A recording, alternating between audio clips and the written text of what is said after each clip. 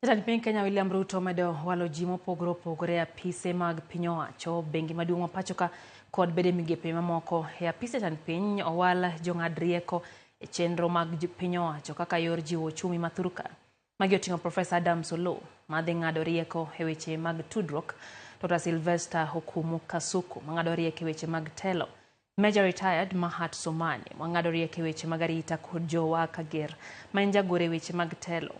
Komachielo Gerald Nyao Marita oyier kaka jalup gavana e bengi maduong' ma pachoka Kanuri Aror Gabo dhi e piny Haiti tayo chenro mag piny Kenya kono. Mwangi Wairia oyier kaka jakom board mar Public Procurement Regulatory, Honorable Peter Kenneth jakom mar KEBS, Bruno Gida obodha director maduong' ma kambi simiti ma East Africa Portland Cement ka Douglas Murray Kaibos dhi tayo tije e duol mar Central Rift Valley Water Works Development Agency.